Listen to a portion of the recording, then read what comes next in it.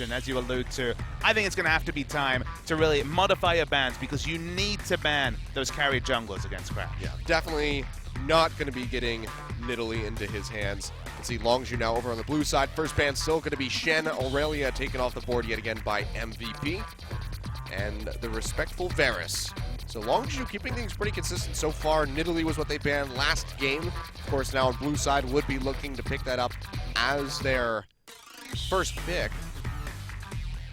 We'll see where the adaptations come in the ban phase. There wasn't really any champion from the first game that really screamed out must ban. They navigated the Vladimir pick really well, did MVP, so don't think there's too concerned. Now that Ian has shown he's just fine in the matchup as the Anivia. Nidalee is the final ban from MVP, so Crash does get that level of respect.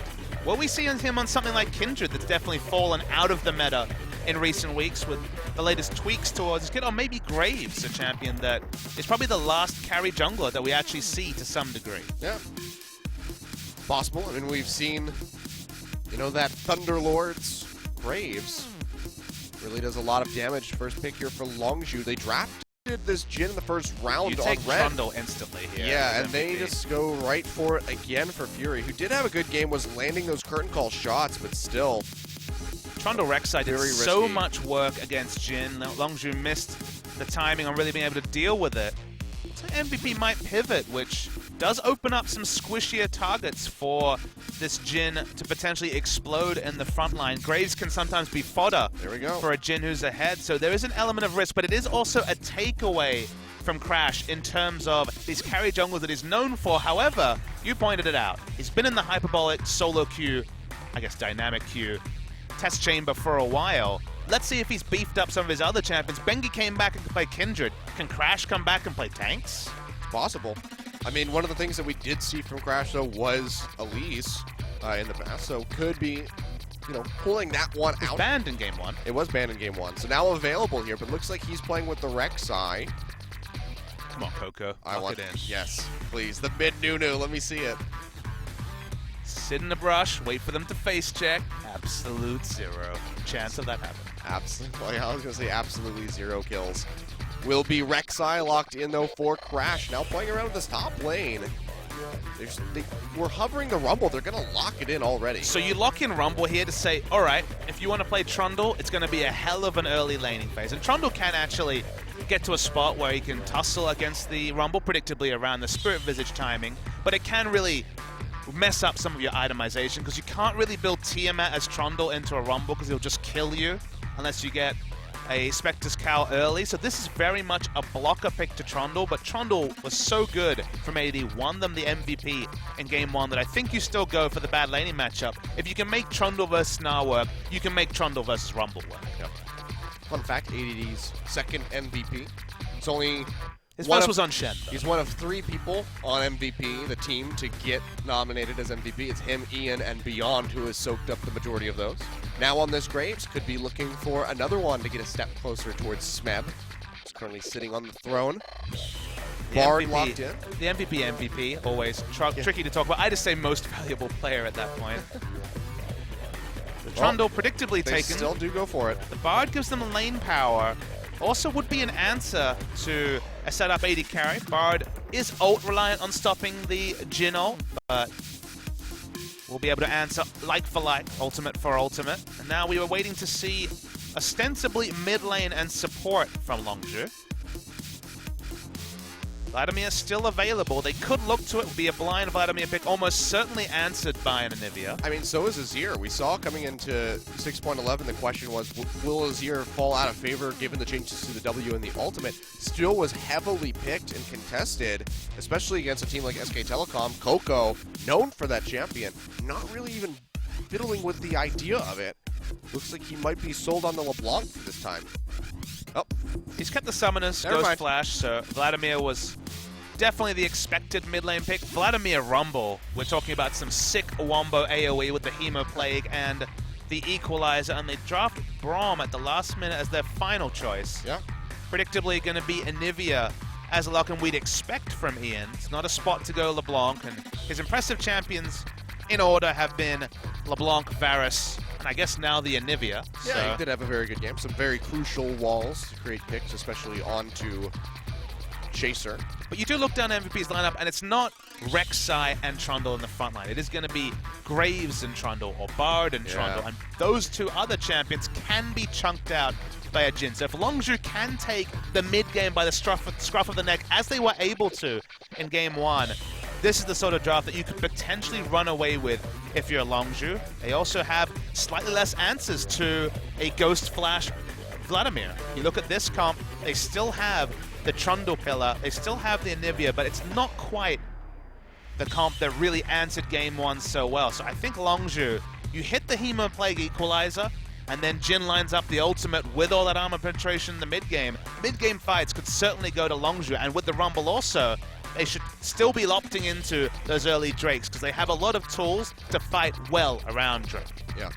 MVP going to be looking to garner another early lead like they had in Game 1. This time, if they lose it, it'll be pretty devastating, and I'm not sure if they're going to be able to bounce back. So, going to have to get a big hold on this game and grab on for that for dear life. But we get to see it, Kilios. We get to see Crash back in competitive play beyond this young jungler who's come from Challenger and impressed us. Crash, the guy who debuted last season, we didn't expect him to play. Chaser was their starting jungler, fresh off his carry days on Jhin Air. So we're going to see Crash versus Beyond, two of the most promising young jungle talents in Korea. Rek'Sai Graves isn't quite carry versus carry, but I'm excited to see what Crash can do on a slightly different champion in the Rek'Sai. As am I. I mean, we can expect, pretty much like Expressions Gnar. It's either going to be majestic or it's going to be garbage. I'm hoping. I'm ready for some majestic garbage. I'm hoping for the former on that one. I want to see Crash really come out swinging and maybe become the new starting jungle here for Longzhu. Could be the swap up that they need to actually find some success and start getting some more wins on the board. I'm really excited to see, can MVP stick the landing? Will Longzhu come back? We'll find out now. Good questions, Papa. Let's go ahead and get right into Game 2.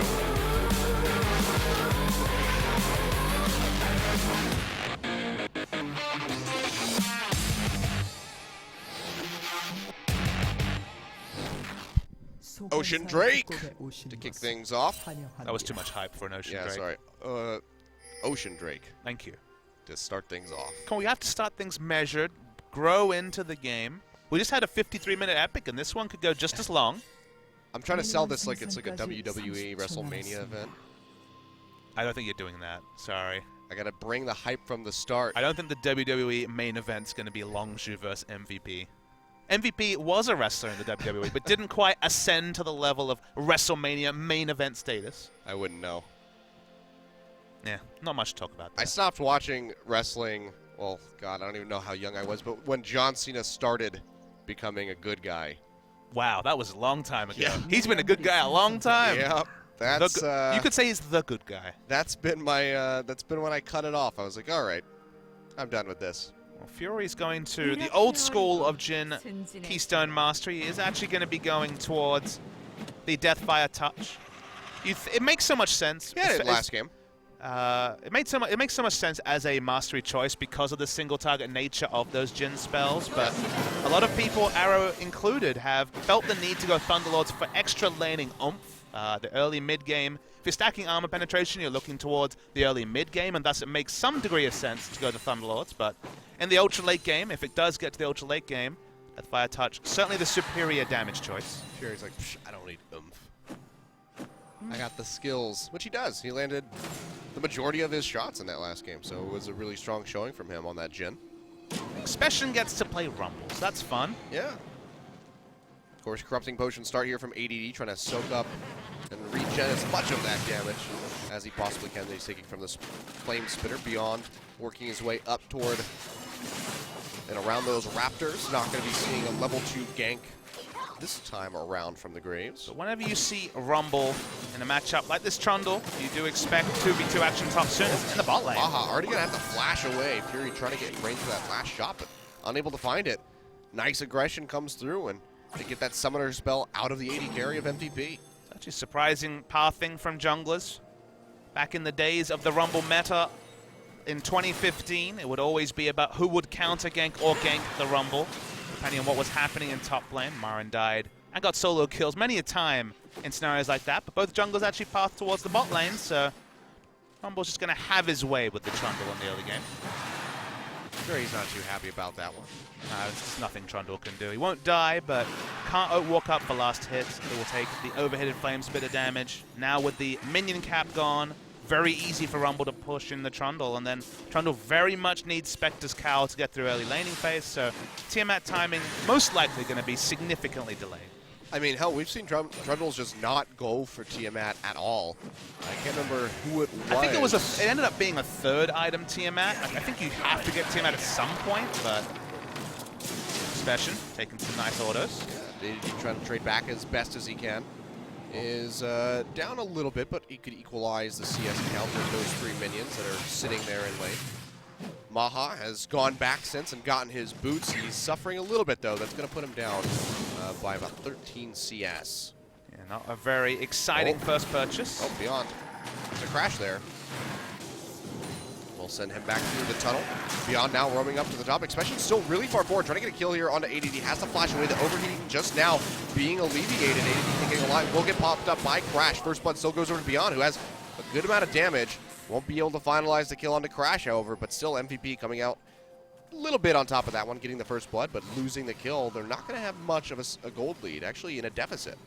Yeah, ADD will be able to teleport back and pick up most of this CS as it hasn't crashed too hard. Beyond cancels his recall. This could be really cheeky, actually. Just got to wait for Expression to move forward, try to get some harass down at ADD. Dashes forward, that's going to be the pillar. Oh, baby. That's going to be the end of the line. Damage not actually coming through. Expression, though, no flash, not really anywhere to run. The minions blocking these auto attacks from Beyond. Dashes forward, one more will do it. He takes it away. Nicely played by MVP, acknowledging that they can pick up a very quick second kill in that top side. The jungler sense from Beyond is something I've harped on about. Sticking around in that scenario was one thing, but the mechanics to actually not have any auto attack be blocked by minions. Of course, Graves, famously the only champion that has that interaction because auto attack does get stopped by minions and monsters.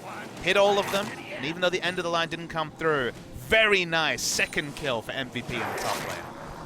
Yep. Crash just hovering around, going to eat this experience from the turret.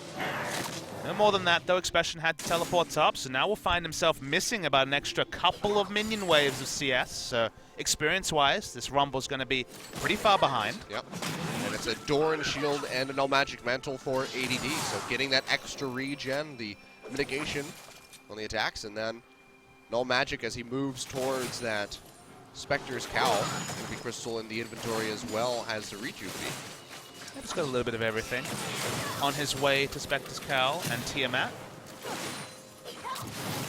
A pretty good spot. Meanwhile, on bot, Maha's almost been allowed to get this flash back up and Beyond. Pathing around the back, does have collateral damage up. Does have the smoke screen, not going to be able to find anything. But here comes Crash. Might be able to turn this one around. Beyond to get targeted up, gets stunned up by those concussive blows. It's going to be Max, the first one going down. The Ignite will tick down Pure. So just going to be an exchange of those supports. But kill goes over to Crash, the other one going over to Max. This is the second time we've seen Beyond on the Graves, but his pathing has been so impressive. He still went the early farm build. Wasn't until level 4, 4.5 that he impacted lanes. 3 out of 3 kill involvements already. He's picked up the gold, and that's one jungler you're happy to have the gold. With Crash, maybe he'll get some tankiness. In the early game, that can be relevant to some degree. Yeah. The Graves build is well and truly rolling at this point. It's going to be doing a plethora of damage. We saw that collateral. A majestic amount of damage? A majestic amount of damage. Helping him finish off Pure, but unfortunately for Max, he's still a very squishy bard and did go down in that exchange. So it does still keep things pretty even here for MVP. But despite the massive CS discrepancy in the bottom side and that 10 in the mid, they're still ahead by about 500. A lot of that going to be helped by ADD, who is stretched ahead of that Rumble. Experience-wise, even though it's not reflected in levels right now, Trundle's in a really good spot against the Rumble. Spectre's Cowl and Tiamat, when you have those early kill involvements, might come out a decent enough clip to allow him to navigate the laning phase just fine. Before items that Rumble really has a significant advantage, and that's why the jungle involvement's so inevitable. And so far, it's gone the way of MVP and ADD in particular. Helping them out a lot. MVP, though, definitely want to keep this ball rolling, try to get as many advantages as they can. We talked about that at the beginning of the game. They can get a lead and actually hold on to it, not give it up in silly ways like we saw in Game 1, and they could close this one out and find a 2-0 victory. But If you let Crash get in there, let this Jhin start taking hold and pumping out the damage, it could be disaster. Well, that's why it's relevant that Trundle's not far behind, because think of the items that MVP need to realistically win a fight in the mid game. We're going to need to see some laning magic resist from the Trundle. He's going to need Tiamat to have any semblance of wave clear, and then he needs armor to deal with all the flat armor penetration coming through from the Jhin. We're seeing a contest on blue, but Ian will claim it nonetheless. But that's a lot of items you need on a lane that might be denied, might be far behind in the matchup. So things going well for ADD. So far, so good. We could have said that about last game as well, so just needs to maintain that and be consistent about it. We can see him roam down to the bot here for Beyond, but Longzhu are getting pushed back towards the tower. It's actually going to be a roam in. Now, for Crash, we might just have a full-blown fight. Crash goes through the tunnel over the wall. Maha going to have that spell shield pop, trying to back off. He's on the hunt. Here comes the TP straight into the middle of the fight from Ian. Finds Crash. They lock him up, and they take him down.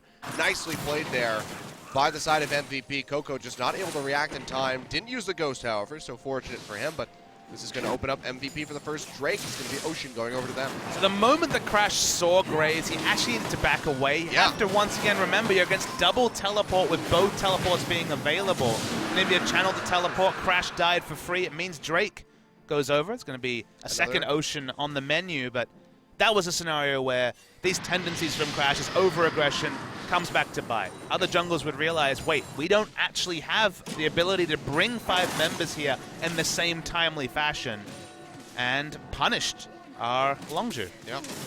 Those solo Q tendencies coming out, or sorry, the dynamic Q tendencies coming out here in Crash. We don't talk about solo Q. It's well, thankfully he's in Challenger, so we can say Challenger tendencies. Okay, sure. But then it's kind of weird because it's a Challenger league.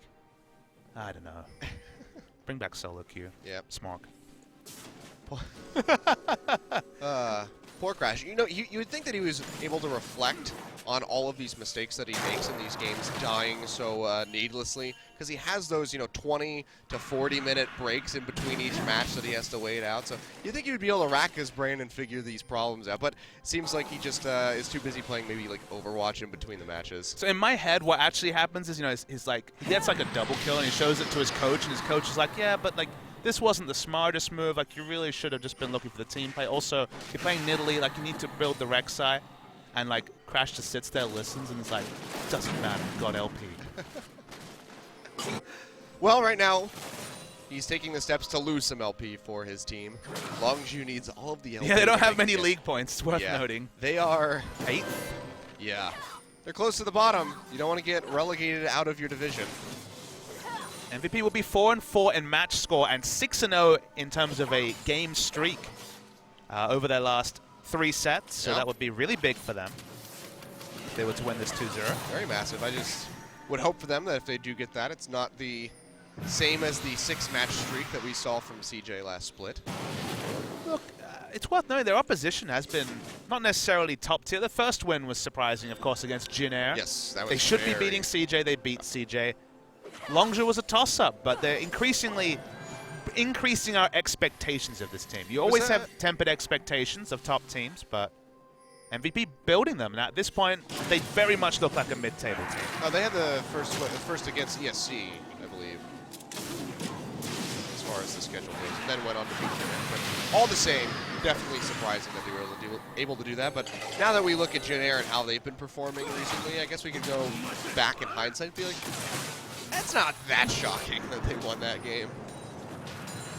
The other thing that's interesting about MVP is that a lot of the teams that have struggled in 6-11 have been predictably. Like, well, Trace doesn't play Trinity Force well.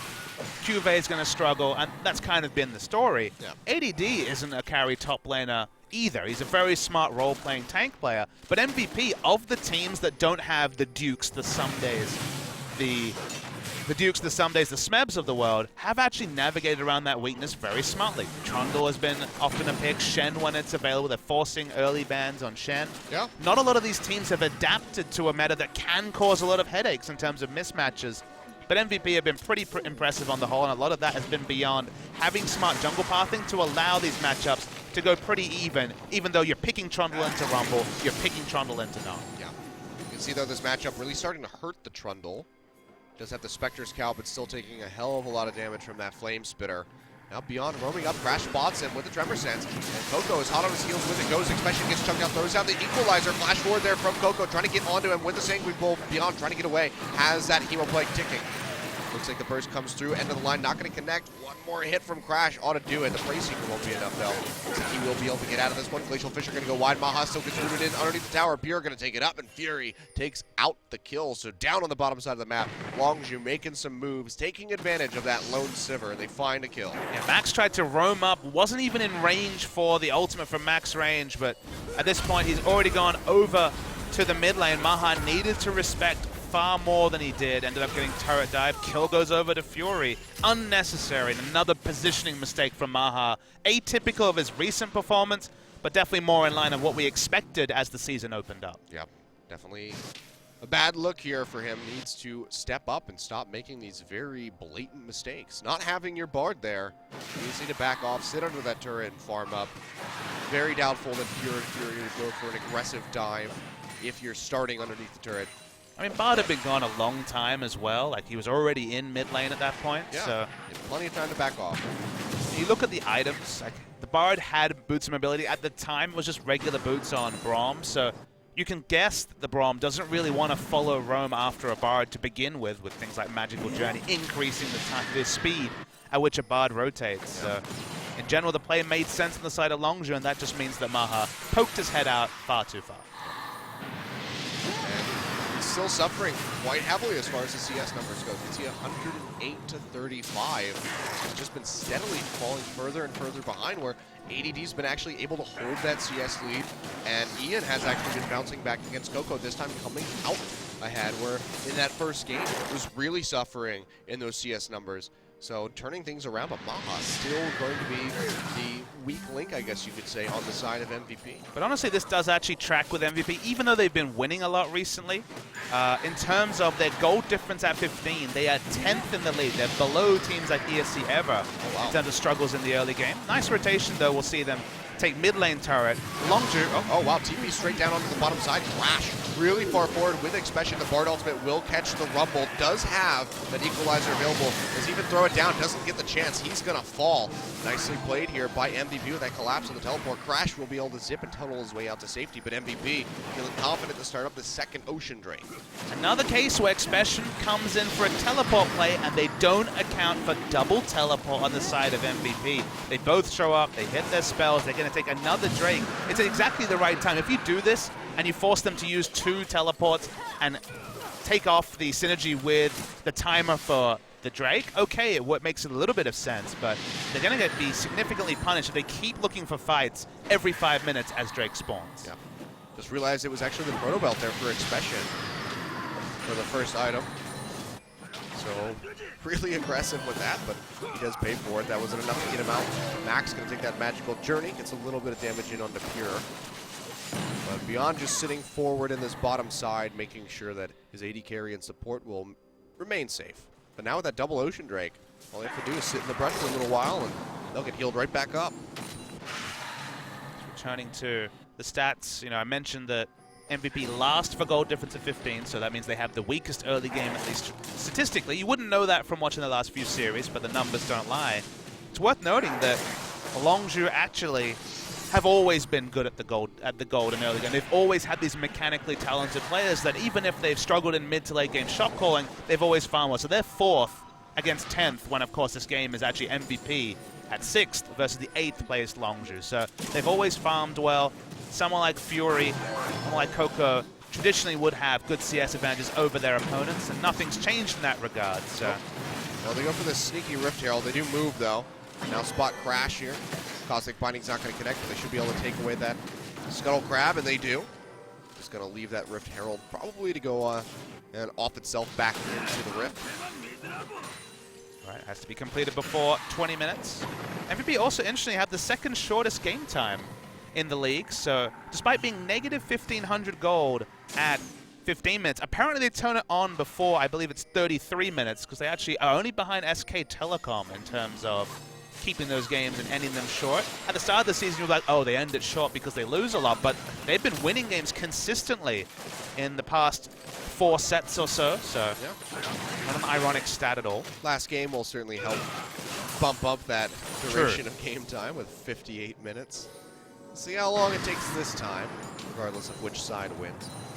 But at the moment, 2,000 gold lead over to the side of MVP. This is more significant than any lead they had for a while in game one. So they're in a very strong spot at the moment. And if they can equalize CS for Maha against Fury, they'd be in a really strong spot. The gold timings, the item timings aren't there. The Rod of Age is scaling up. Seraph's Embrace coming soon. So not immediate power being bought by the Nivea in particular.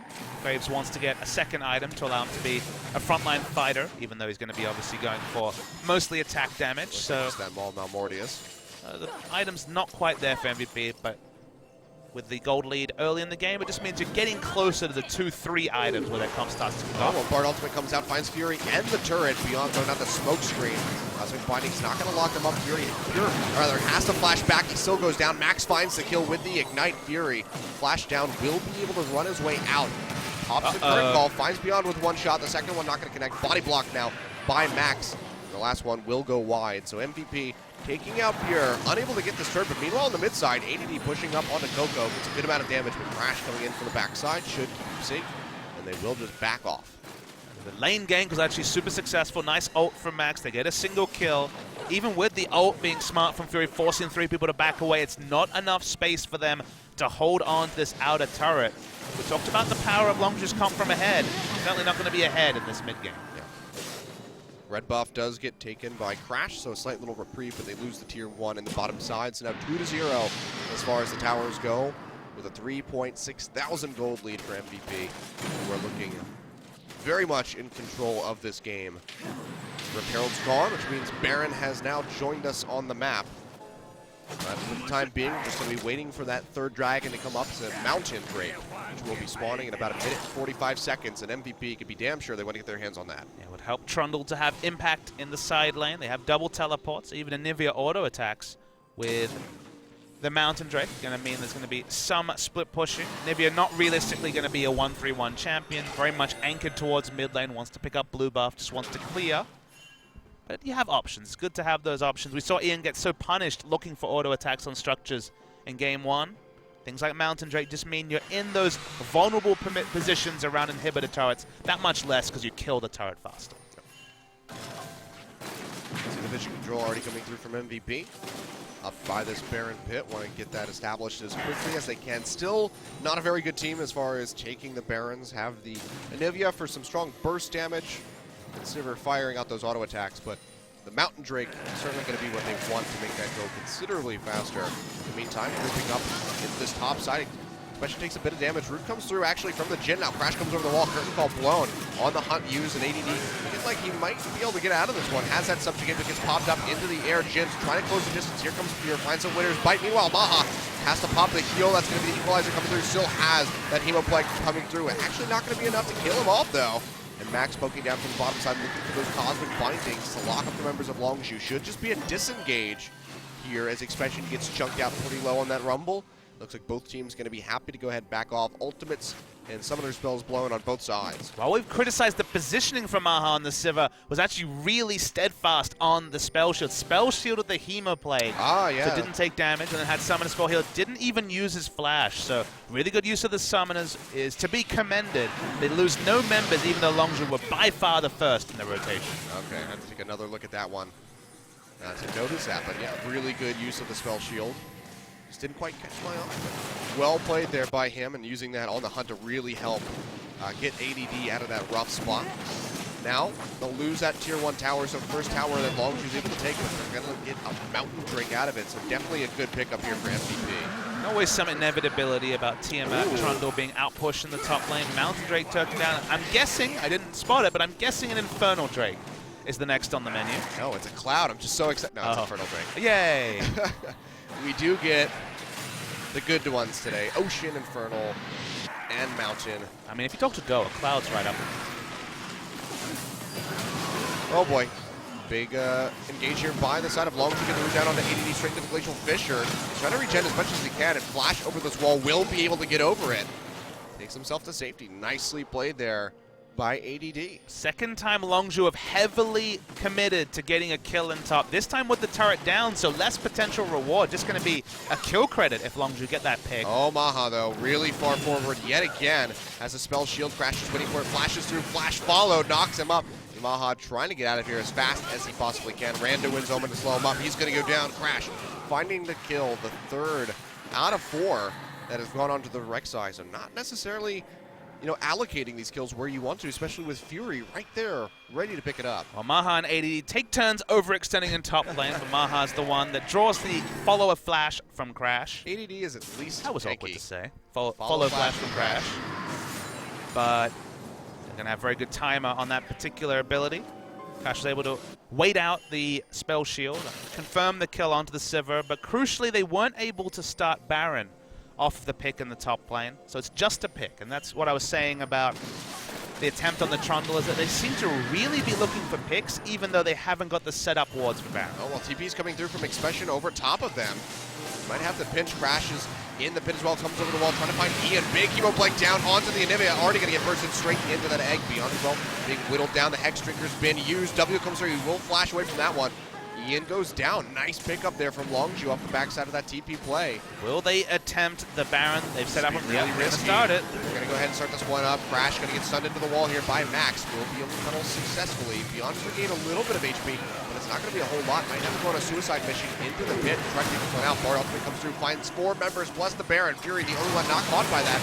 This because by the time Exhaust now used onto the Graves, they jump out Fury. They take him down as Maha finds the kill, but he gets answered for very quickly by Fury, who picks up another one. Magical Journey comes down. They're all going to take this one, but the curtain call's there, and they have to just follow and channel through this very slim wall. ADD, one last hit. Ooh. Max eats it at the last second. Will keep him alive. The Baron not going to go down, but they lose Maha for it. Yeah, someone had to die. They ended up being Maha. MVP in general fought very smartly with the position. They were hitting the enemy champions, but Longzhu was still tanking the Baron. As you watch the kite, that's why you see MVP fighting around basically where this pink ward is on the map, because they're ensuring that Longzhu are eating damage at this point, and they're getting the shred from the magic resist as well. Maha, once again, is the sacrificial lamb, but it was all about canceling Baron, and a single death for Baron is a fine trade. With the missing health damage, this last bolt with the armor penetration stacking would have killed Beyond, so yeah. Max does the team thing, takes the shot. Very good of him to go ahead and do the team thing, but Longzhu have been starting to gain some ground. Doesn't really show so much in the gold at the moment. Still 3,000 in favor of MVP, but that TP play there from Expression, well executed. They come out and they almost, got that Baron, if not for that big play from MVP, taking down Pure and really halting the progress of that. It was really good terrain for Longzhu to be fighting around, and Nivea wants to set up safely with a turret behind her, with a wall behind her. Instead, she was just walking up and down the river and ended up getting zerged by specifically the Rumble and the nice equalizer position. Won't be that easy to do that, so now Ian can just return to mid, got the blue buff. Very much going to be safe. Didn't have to use flash in that last kill. Kind of would have gone down one way or the other. Yeah. But that's the sort of terrain where Longzhu have a lot of options, because Expression can find a flank and have a good chance of winning a team fight. Yep, now Ian looking for that Void Staff, has the Blasting Wand in the inventory. Or ultimately gets used, finds Pure, not going to connect on a crash. Gets Coco as well. The Pillar's there to slow him up, and AD's just wreaking havoc. Watch the equalizer. That's going to be the Hemo Plague straight into the curtain call. Ian already taking a lot of damage. Equalizer well placed, one more shot. Max eats that one instead of the Anivia. Will keep him alive, but the W from the Jhin actually takes out the Bard. Now Maha on the run has to use the heal. ED to try to keep them off as long as they possibly can, but MVP are just getting whittled down so slowly and surely. Coco's going to fall in the end of things. Ian picking that one up. They will find Maha and Max. It's a 2-for-1. Yet again, Longzhu inching back in. Yeah, the front line's just not strong, Achilles. This is what happens when you have the Graves inside the Rek'Sai. Not everyone can tank in the front line. Beyond had to kite back. Only Trundle is a true frontliner. Maybe at 6 items, Trundle can fill that role. But the only reason you go for this fight is because Rumble's far away. This is a famous area for Rumble to get a massive equalizer down. They should feel fortunate that it goes this well for MVP, because this could have been a team wipe if Expression was close. Yeah. As the fight goes on, they see the low health bars, they want to continue, but at this point goes to Flasher down on Coco, and they're funneling into Ian's damage, so Coco just dies to incidental AoE coming through. from the Anivia, so kiting back, certainly something that MVP can do outside of a scenario where they really opt into the wombo from Hemoplague and Equalizer. Yeah. Well, you mentioned ADD needing to get tankier. It looks like the Frozen Heart will be coming through. Just picked up that Warden's Mail. Still a ways off the Void Staff is Ian. Needs to get a little bit more, but the front line still lacking on the side of MVP. Lord Dominic Regard, the third completed item here from Beyond. We'll see if he wants to go a little bit tankier now, but the dagger in the inventory is going to say otherwise. Well, this is the area where Longzhu are strongest. It's where the armor penetration is against just 2 armor items. No finished armor item from ADD. No armor being Beyond. Dragon going low. Well, it's going to be taken away by Beyond. ADD still up in that front line. Has the pillar down. Crash is already chunked out. Fury takes a little bit. That should just be a successful disengage from MVP. Fourth Dragon picked up. Now having double Ocean, a Mountain, and Infernal. It's going to be a second Infernal spawning in just 6 minutes. This is really worrying times for MVP. They need to be steady because the only member that can itemize for armor, oh boy, they're going to still fight anyway. Finds Expression and Coco. Can they capitalize on this one though? Anivia Wall comes out, finds Fear and Expression on the wrong side of things. They both flash over, trying to get out of there. Proto Pillar's not going to be able to lock him up too much. Coco using that Proto Belt, trying to create some distance. ADD still chases forward, but they just can't find too much else.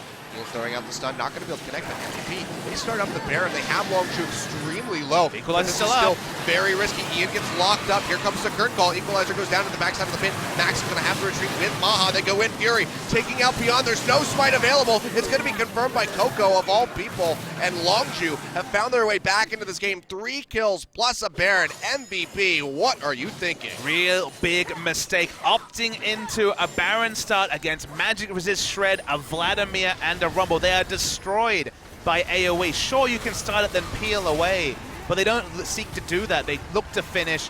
Max goes around the back. They're not committing at the right times.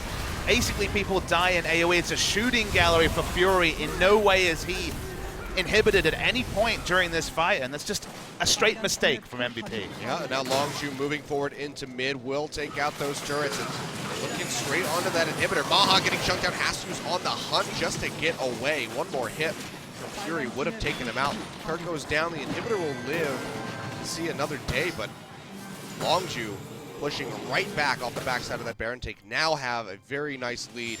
3.4 thousand over top of MVP, who's been in control for the majority of this game, but starting to let it slip, just like we saw in Game 1. They've been in control, Achilles, but the point I kept trying to make is that you look down MVP's lineup, who can build armor on this lineup? Beyond, you can definitely build magic resistors Graves because more Malmortis fits with your armor penetration AD, but you can't build armor until a Guardian Angel later in the game. You don't want to rush Guardian Angel, you need to build damage on that Graves. Bard is one of the squishiest supports, as you can see, has actually invested all of his gold into the Mikhail's Crucible to stop picks. And there's just no one who can build armor. It's only Trundle who still doesn't have an armor item. It's why I said Trundle needs to build Tiamat, Magic Resist, and then build into armor. Well, the armor still hasn't come, and they over-pursue. They force fights before they have even one frontliner to tank this damage for Longzhu. And the result is the big lead that Longzhu found themselves. Well, continuing this push to the bottom side, the tier 1 goes down. Open up with the curtain call. Ian's going to take a bunch of these shots. Huge crit onto Maha. And that's going to be the tier 2 going down to the bottom side now for Longzhu, who've just picked up 4 off of this one Baron take. That's quite the power play if we've ever seen one. 5,000 up now. MVP are just going to try to hold on to these inhibitors as long as they can, but with that one open in mid, I think they might have to just let this go. Max might look for an ult to try and stop things here, but it's so hard for MVP to do anything right at this point. Baron buff still on Longzhu for about a minute. Especially now joining the team. They have wave clear in the form of Sivir, but with those Baron-empowered minions, it makes it that much harder. Here goes forward, throws out the winner's bite. Not going to be able to find anything. They are ripping through these minions pretty quickly. Inhibitor down to about half, but no opening from either side. Root comes in on the Ian, takes a bit of damage. Longzhu can just stick around and try to siege this out as long as possible. They still have a good amount of time left on that Baron. They can push it in. It's really fickle. If they get a pick here, maybe they can turn around and fight. Just try to open this one up with an equalizer, especially still holding onto it. Bard ultimate comes out, does find Fury. Killer's already been used. Max is going to get knocked up by that W right there. It gets rooted. They find a kill onto Crash. That might be the opening that they need now, especially jumping back with the Proto Belt. Several members of Longzhu really low. Does MVP keep going for this, or do they just back off?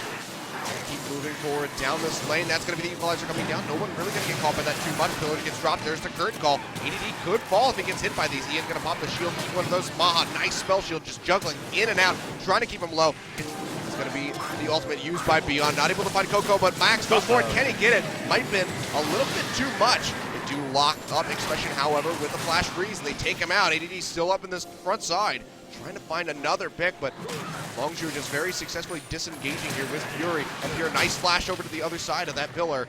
Will take them to safety, but MVP fire back, and they get a couple kills, and they hold on to the inhibitor, which is the most important thing. MVP were pretty smart in their timing to re-engage. They waited out cooldowns. The equalizer was very smartly stepped away. Everyone instinctively walked towards their own wolf camp, so it meant the equalizer didn't split the team as it was intended to by Longzhu. And that was their time to go in. Jin ult down, Rumble ult down, look for the exit kills. Well, they only got the one. But still, they were against Baron buff for a lot of that fight, so pass marks for MVP, and crucially, they keep up the inhibitor. Yep. So able to fire back, get that tier 2 in mid. So they do get a little bit of that gold back. Still going to be working from a deficit, but with a second Infernal Drake spawning now in 30 seconds, that could very much be useful for them to try to get back in this game and take control. Because if Longzhu gets that, Fury is going to make really good use of that increase 6% AD. And look, it will sound crazy, and I'm sure a lot of people will disagree, but to me, the Chain Vest purchase from the Trundle is actually more important than another Infernal Drake. They need to have a scenario where ADD can stand in the front and shrug off the damage from specifically Fury, and he's getting closer and closer to that. One armor item completed, the Chain Vest as well, probably going to be Guardian Angel next for the Trundle, but Guardian Angel Trundle can run with reckless abandon at this Jin, and I think the rest of the members can do work for MVP. It's Coco. Yeah, get a bunch of damage. There's not a hemo play, just going to get some it's a HP big cooldown down. Yeah, very important one. That's going to give MVP the confidence to go ahead and start up this Infernal Drake. Pull it out as far as they can. Crash goes forward. Might just be a smite war. ADD goes in, trying to keep off this one. Actually gets it with the auto attack. Can they even punish him for this? Might just have to flash over the wall, and he does. Bard ultimate comes out, but it's going to go wide. Doesn't find anybody. So a nice takeaway by Crash, and just a fumble attempt there from MVP. Really risky attempt to steal. Means the Crash doesn't have flash up, which can be very relevant when it comes to either getting a pick or just functioning in a team fight as Rek'Sai. Keeps his Guardian Angel as well. Only reason he risked that was because of the fact that he had flash available, but no flash, and Baron will be spawning in a minute. MVP do take this time to recall, so no team has established any sort of Baron control just yet. 3 pink wards in the inventory for MVP. Because of the slots, actually, really not a lot of pink wards can be bought, so I think Longzhu need to sell some of these Dorans and get some pink wards, because the next Baron is a seesaw they can't afford to miss. Yeah, you can already see 3 pink wards sitting in the inventories of MVP, so definitely ready to prep that objective as far as the vision goes. Monty loves talking about selling Dorans for a pink ward. This is the time, Longzhu. This is the timestamp. If you're listening, Last Boy, tell your charges. Sell those Dorans. Those who think buy a pink. So they definitely need to do that. Right now they're not thinking, but they still are managing to have a little bit of a lead. But MVP has been closing in on it very quickly. Losing that Infernal Drake, it's going to hurt them a little bit. 6% increased AD onto the Jin is really going to do a lot of damage, because he does have the Infinity Edge, and now the Rapid Fire Cannon coming in yet again. Trundle getting closer and closer to Guardian Angel. I think that, again, is the item threshold that allows MVP to win fights, but that Flame Spitter just not doing nope. anything now. Minions dying. The King's Tribute passive is healing more than the Flame Spitter is doing damage. MVP will be the first team to get predictably the vision here. Coco's coming in. Yeah, Coco's on the sideline, throws down that Hemo Plague, does catch Maha with it. It doesn't have much of anywhere to go. Ian roams up, the stun, not going to connect. Max jumped out now. It's going to be the TP coming in from ADD. Coco still up on that top side, duking it out with Beyond, who has to turn back onto the minions in front of him, gain a little bit of HP. ADD now up at this front line. There's going to be a call coming through. First shot finds Max. Can he find the second one? It's going to be eaten by Maha. The Bard ultimate used to delay it as best as they can. Crash trying to get out of here, save that GA. First one to fall will be Beyond. Now equalizer to the back line. Maha has to run through it. Will get a bunch of tick down on his HP. They have to retreat. ADD now getting engaged. Proto Belt comes forward, and he will be able to successfully disengage. But Crash has that Void Rush available, gonna recall, go back to the base, rush straight back in for this Baron, and with no smite, the hope of a steal from MVP, it's all but lost. And even with Expression canceling his teleport, Longzhu fights smartly, and they get a pick specifically on the jungler. It should mean that this Baron is free. MVP are poking around. Trying to do what they can, but there's a smite. They do take that one away, and might even be able to get a kill off the backside. No, they don't want to pursue that one any further onto ADD, but now another Baron going over to Longzhu, and they just rip that gold deficit right back apart. Baron might have been one that MVP could have navigated around, specifically because Longzhu's ability to auto-attack turrets is very poor. They have 3 melee champions, a Vlad and a Jhin, and both of them are fairly short-range auto-attackers. This was a really nice flank from Coco. Expression has his teleport cancelled by Trundle, who can then just teleport at a plenty. There is no way for the Rumble to interrupt Trundle. So in a 5v4, because they still fight, makes it here. and that's the thing, is they fight very much split. Beyond isn't contributing to this fight at all. Interrupts the Fury ult. Expression can't get there, so this should be an easy win by MVP. Beyond goes too far in and dies to 1,000 damage 4th order. He thought he was tanking, he thought he could re-engage, but the 5v4 ends up actually being the kryptonite for MVP. Really nicely played here by Longzhu. We're looking to take us very convincingly to a game 3, faltering in the start. Now coming back in, but if this ends up anything like we saw in game 1, then MVP still has a very solid chance of winning this one out. It's only 3.4 thousand gold separating them, but that tanky front line is just severely lacking from MVP, as you've been harping on for this entire game. It's going to be the rapid fire cannon completion for Beyond. Still no tankiness in sight, but the Guardian Angel now there for ADD. So going to be a slight little reprieve that you can stick around in front lines. But you have to get through the Guardian Angel on Crash as well if you want to be effective. One fights from Longzhu have been flanks. But we have to recall, this is difficult terrain. Bard ultimate comes out, does find Expression. Crash is just taking up the front, still has GA available. They're forcing him down. He will be able to tunnel out. The Ignite, though, is going to finish him off. So the GA going to be coming up to, they just collapse onto him. It looks like they might be what they want to do. He flashes over the wall, trying to buy some time, and might actually just make it out of here. Still a crucial cooldown picked off there by MVP while they're fighting against this Baron-empowered Longzhu team. The 2 big wins for Longzhu have been a flank from Expression and a flank from, of all people, Ghost Flash Vladimir. But flanking at the enemy inhibitor is something you cannot do. It's not possible to pull that mode, apart from a backdoor, of course, but flanking a 5v5 is certainly not going to happen. And walking into the MVP team is almost impossible. Wall goes up, pillar goes up, Sivir pops ult. There's nothing you can do there, and that's where it gets more tricky for Longzhu. And as you said, the Guardian Angel completed. Items starting to come in for Beyond. There's still a team fight MVP win, but if they make a mistake around Baron again, that will certainly be the game for MVP. Yeah. See Coco creating some pressure up top, but MVP just going to crash and be able to finish off that wave with relative ease, keeping that tier 2 alive. Elder Dragon ready to spawn now in 5 seconds. That would be 4 buffs amplified here from MVP. A hell of a lot of extra damage that they would get per stack. They don't have the map pressure to even check it. You notice they don't have any wards. They're against a Rek'Sai's ult, but they're going to pop the ult. They're going for this. Beyond fights Coco. Uses that Protobelt to get over the wall, but he takes a whole lot of damage. Has to flash out with the same weak, but Beyond follows up very nicely and takes him out before the Hemoplay can get any health regen back in. Max playing forward. He still hasn't used the Bard ultimate. We'll throw it out now. Flashes away by Fury to keep himself out of that, but that should be the ground needed here for MVP to take out this Elder Dragon, which could be their ticket into a victory against Longzhu.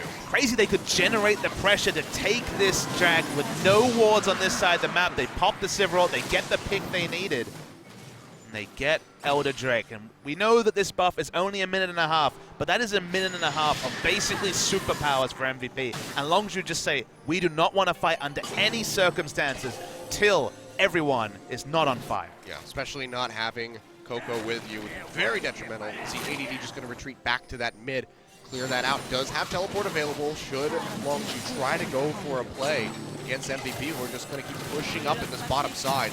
Coco's coming back up in 7 seconds, so I don't know how long they can stick around against this team. Got about another minute of this Elder Drake. Oh, that's going to just go ahead and pop the TP. Fairly aggressive here from MVP. They will be able to whittle down this inhibitor. Do they go for more? Do they rotate to the mid? Wave's not there, so they might just have to back off this play. So investing the teleport for that, not sure if it was entirely necessary, but definitely very safe. They have a second teleport, so not too consequential for them. Build has been so delayed from Expression. 70 CS behind, no kills, some assists, but no Void stuff is really counting against him into this part of the game.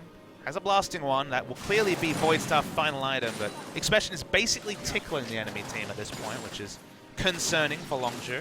Definitely not where you want to be for that Rumble. And I mean, he's had a couple good equalizer placements, but overall been very easily dodged out by MVP, not getting them, you know, in a crucial pinch like you want to do when you're playing that Rumble.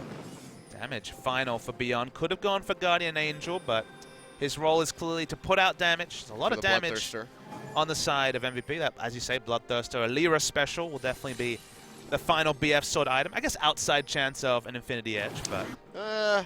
well, not having a Death Stance, definitely want to get that sustained back. Fair. Tier 1 goes down now, so good on MVP, really pushing their advantage with this Elder Dragon, trying to net as much as they possibly can. Well, Elder Dragon's certainly been off them for quite a while at this point. Again, only that tight window with the minute and a half. They're just pushing in outright. With the pressure that they've garnered themselves, have that inhibitor down. Crash going to take a whole lot of damage. Collateral damage goes out. Fury. Ultimate does find Fury and Crash. They go in deep. You know, going to pop up immediately. Beyond being taken really low. Good dashes forward. Trying to take them out. They're going to find two. It's only going to be Maha going down so far. Now Coco still really tanky. Has to go straight into the Zonias, but everybody else is dying. Crash looking like he's going to be the only one making it out of here. And MVP, can they just win on this push? It's 55 seconds on Expression. They're going to look for it. They're going to take down the inhibitor turret first. They could just rotate, but with no minion wave, they need these minions to crash. And as you say, 35 seconds on Jin. I think MVP have done it. It looks like an ADD going forward, going to tank up the rest of these turrets. Crash unable to do anything to hold on to these. The first one falls, the second one following suit. And MVP looking like they were certainly going to lose this, certainly be taken to game 3, come back on top and take down Longzhu in a 2-0, now on a 6-game winning streak. They got those items on the Trundle, and the team fights look so much cleaner. There was no flanks for Longzhu anymore. MVP set up their wards. They had extra pink wards down every fight. They couldn't flank them under the inhibitor. That's where they lost the first fight. And then they just played super aggressive. That pick that got them the Elder Drake was probably the biggest moment of the game. We're going to look over the damage deltas. Jeez, Beyond. Somehow Beyond does it again. The guy who has the highest kill participation of any player in the league. He is the glue that holds the MVP early game together. They have the weakest early game in the league, but they've got one of the best junglers in the league, and he makes it work somehow. Yeah, that is pretty much inarguable at this point. I mean, Bengi Blank looking pretty good. Of course, you've got Peanut there, but Beyond very much just chomping at the heels, trying to work his way and solidify a spot in the top 3. And he's been doing a damn good job of it, having the most damage, not even just on your team, but almost the most damage in the game on the Graves.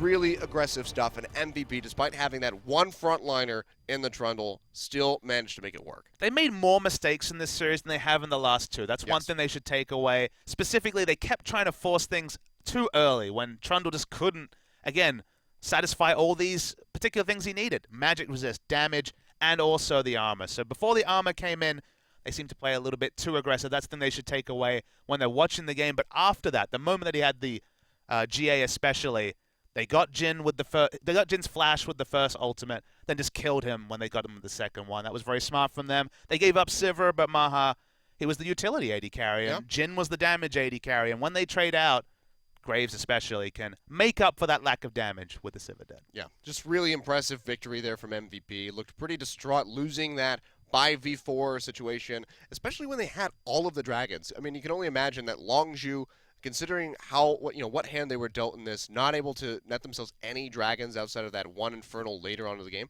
If they had gotten those earlier on, could have been much different for them. Might have actually come out with a win and taken us to that game 3. All things considered, I think they look really strong still, but just haven't been able to perform to the level where they can actually get these wins. We should just focus on MVP. 6-0 in games, 3-0 in sets, now 4-4. They started the season 1-4, so to go 4-4 is very impressive for them. They have a chance to go 5-4 if they beat Africa on the last day of the season. Sorry, of the split.